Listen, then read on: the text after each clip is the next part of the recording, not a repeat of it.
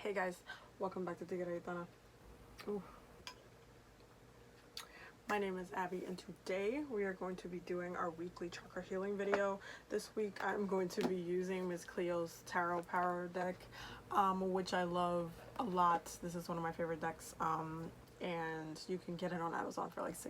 It's ridiculous, but we're gonna be using Ms. Cleo's Power Tarot deck. And this week is very interesting. Our bottom of the deck is the Chariot and the Ace of Swords. So we're definitely coming out of something this week. There's a lot of stuff that's going on, honestly. Okay, let's talk about the root chakra, because this whole reading is very together, but we're going to talk about it. So the root chakra is the King of Coins in reverse, which we all know we do not want the root chakra to be the King of Coins in reverse. We want it to be the King of Coins upright, because that means that we are stable. Our surroundings are stable, so our finances are stable. We're grounded in a place, a location. Our home is stable. We're like living in the correct place. Like when this is upright, we Gucci, we good, we doing it, we bosses, we got everything in a row. When it is upright though, it's the opposite of that. So it's like it's not looking so cute for the root chakra. But what I noticed is that when it jumped into the sacral chakra, which is the Four of Coins, it kind of shows what the hell is actually going on down there in the lower chakras, especially because also we got the Devil in reverse for the solar plexus. The fixed energy, and this goes hand in hand with Leo season, the fixed energy of Leo season will kind of awaken something different in different people. I say this because you can take Leo's fixed energy and use it in different ways. It can, like I always talk about astrology and the signs as a spectrum.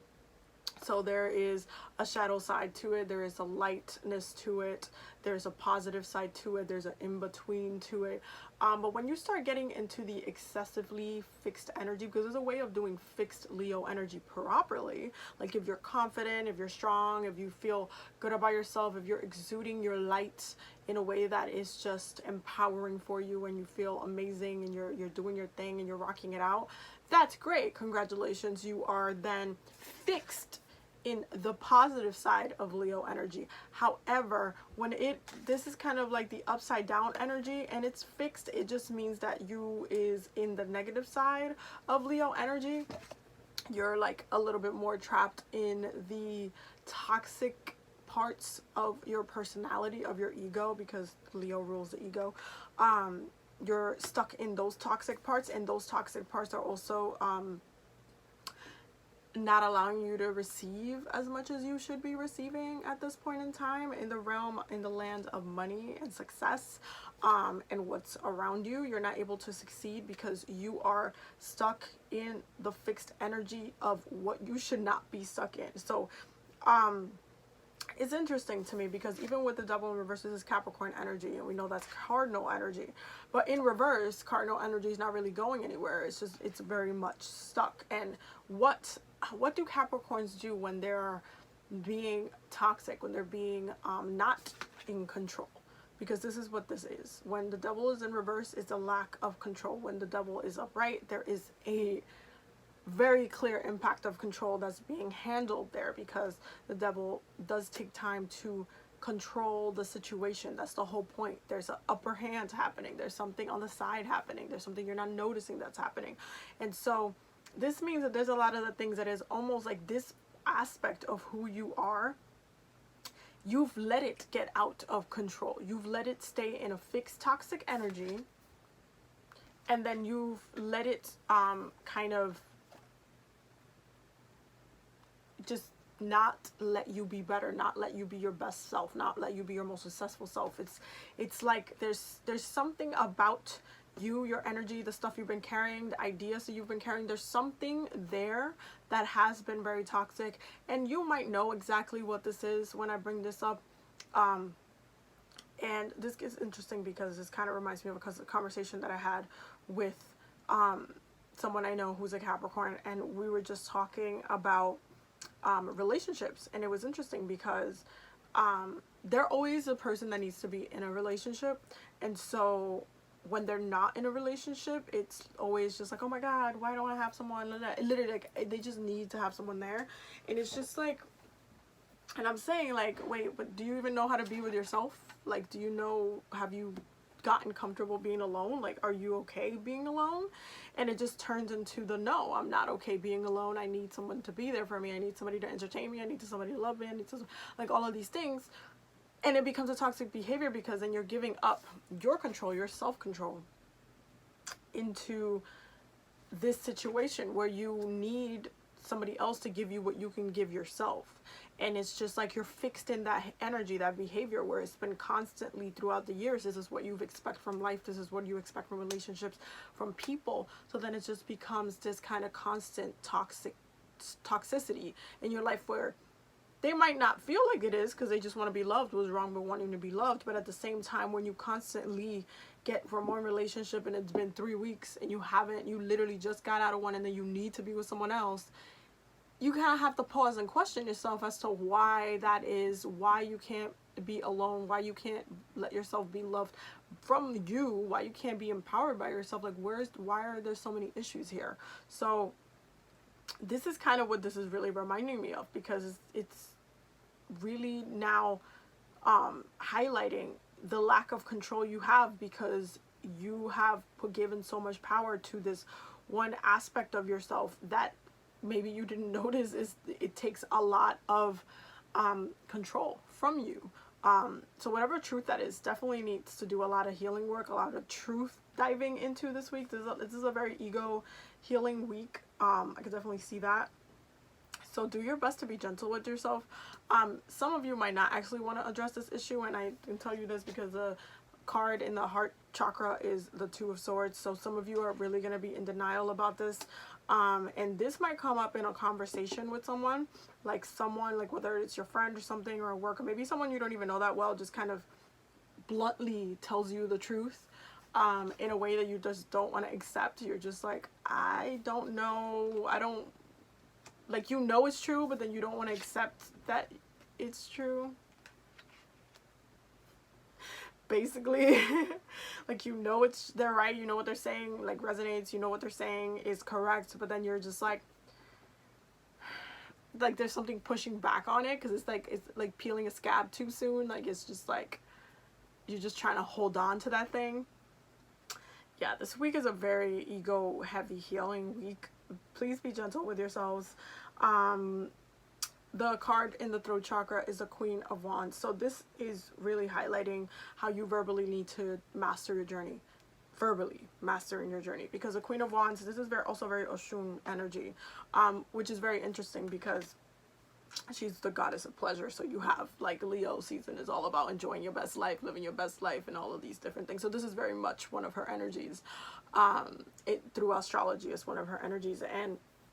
And the throat chakra, it's really asking you, like, hey, how are you talking about yourself? How are you embodied, like, your best self? How are you nurturing yourself? How are you lifting yourself up? How are you kind of acknowledging these things that might not be so positive about yourself, and transmuting that in a way that you can actually be better alone, better whatever way that needs to be? How are you empowering yourself verbally? What are the things? And this really speaks on affirmations this week, and some of y'all might really need to tell yourselves that you are that bitch, and that is totally fine. But there is something about this week that requires you to, the way you would heal, like, these lower entities is really about speaking about them, about, like, taking your journey and your past and all of these things that you've done into your own hands, and really saying, hey, you know what, this is what that was. I'm not there anymore, but you know what, I can understand where I was then and what I needed, but you know what, I just need myself. Or in whatever situation that comes in, whether it's a work situation or love situation or friendship situation, whatever situation it is, this is very much about you taking control and being the master of your life, and clearly stating that, because when you were healing the throat chakra, it's just about you being honest, about you taking that honesty, integrating it into yourself, and being able to speak truthfully about who you are, what you are, what you need, all of these different aspects of life, and that's what it's about this week for the throat chakra. For the third eye, I feel like I'm in this boat because the world is speaking to a couple of things. First of all, yes, there is an ending of a transition for some people, but when I first saw this card, it speaks on traveling this month. It speaks on movement. Some people might actually be moving into like, or looking for new homes, or like being in a place where they find a place. Whatever the case may be, there's something about movement happening here. Some of you might be actually traveling this month. I feel like August itself is a very heavy travel heavy month, which I understand. I mean, listen, in a week and a half I'm gonna be in Madrid, and then in Morocco, so I'm gonna be gone for like half of the month as well. So I'm in that boat with you guys. But this speaks on the third eye level. You can see, you're seeing that there's some stuff that's coming up that's going to require you to move in a different direction, whether it's an actual physical move or a shift that's happening, a job opportunity, whatever. But there is movement that's happening. There's where you have been stuck in some ways, you're going to be pushed into movement kind of soon, and you can tell that it's coming. The message has been there. It's like, I feel like a lot of people have to move or travel, or there's a land or something, a place that is calling them right now, which I completely understand. And definitely take your time with it. What I would tell you about the world is that this year has been really interesting for me because there's been different lands in the, like, I literally started off this whole entire year connecting to land and talking to the spirits of the land and being called to other lands, whether like very heavily in dream work.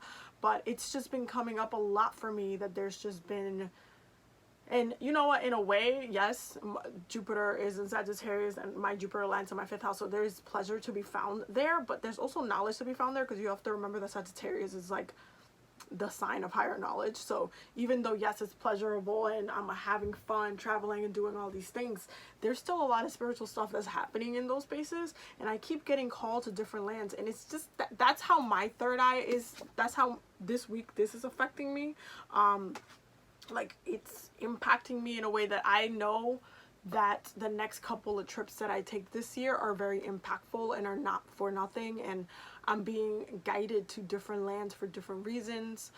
There's different areas that are calling my spirit over. There's different work that I need to do in those areas. So this is the way that this is coming up for me. For everybody else, it might look a little bit different. It could be like there's a job that's calling you. There could be an area of the city that's specifically calling you, or the area of the town that's specifically calling you. There could be just like a place in the world that's actually calling you. Like Egypt calls to me a lot. It's one of my ancient cities, so I gravitate towards ancient Egypt, Kemet a lot.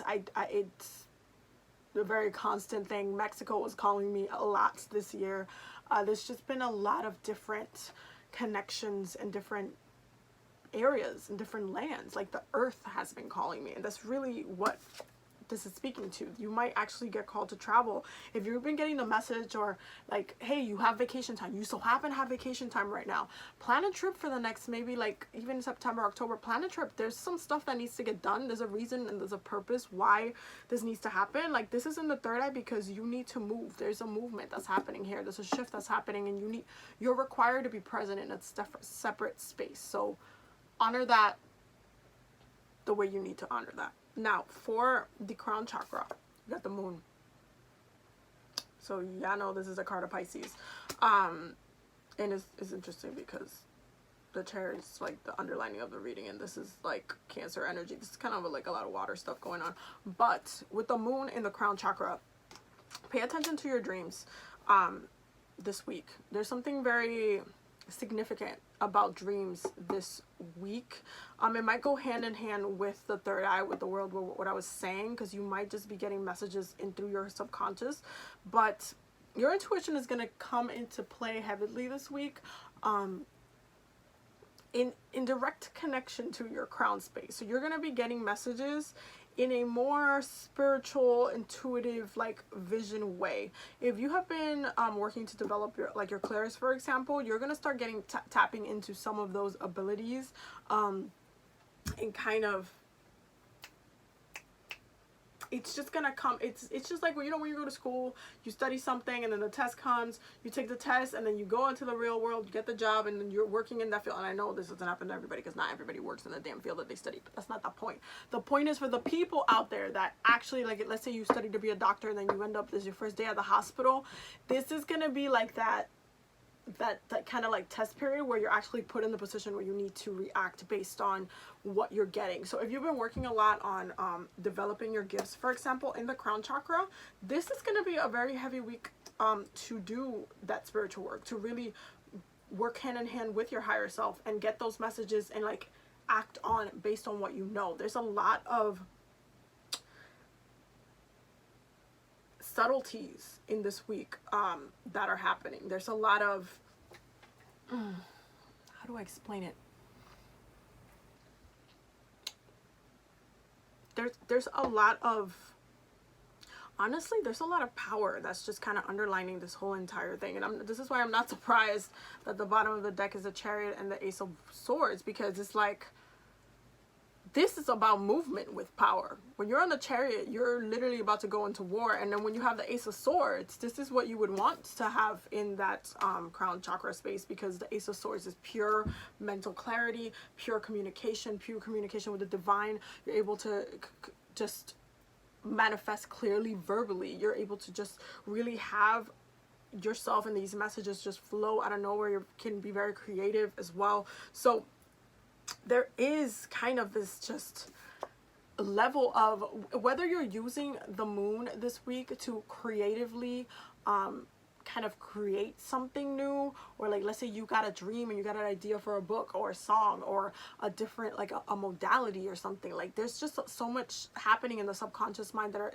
is actually part of your higher journey this week. So definitely connect to the messages you get to, like do like a higher self meditation, make those connections, allow yourself to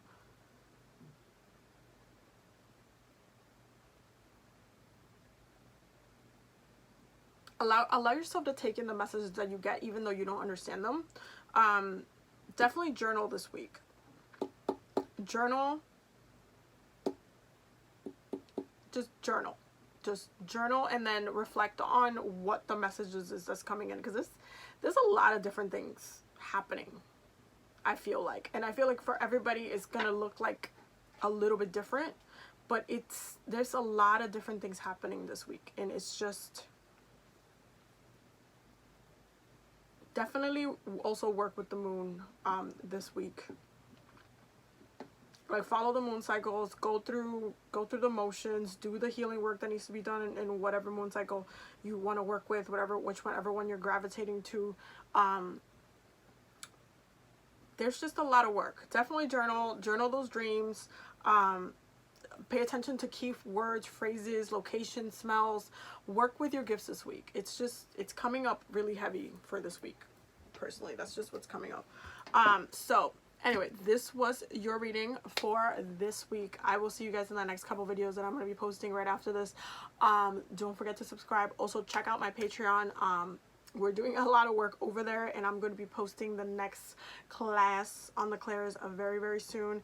And I'm also going to be teaching some herbology on there. So definitely stay tuned and definitely check out my Patreon. You can definitely join in just for $2, and it's a lot of fun. So check it out on the link down below, and don't forget to subscribe. Okay, I will see you guys in the next one.